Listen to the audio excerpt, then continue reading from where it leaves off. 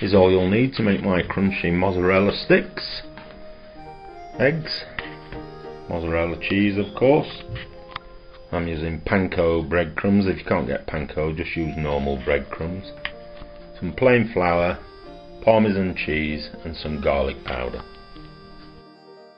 First thing we're going to do, cut your mozzarella into little strips, about a centimetre in width.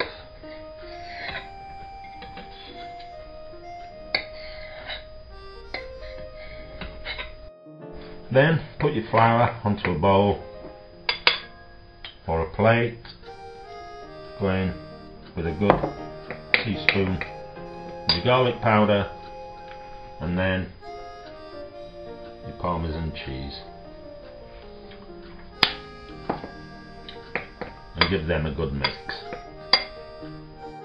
Get your breadcrumbs or panko crumbs onto a plate and then crack an egg into a bowl, add a little bit of water and give that a good mix. Then you're just about ready to go. So get one of your mozzarella strips, thoroughly coat it in your flour mixture,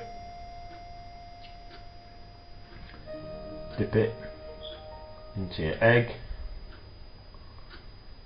let the excess drip off, and then into your breadcrumbs.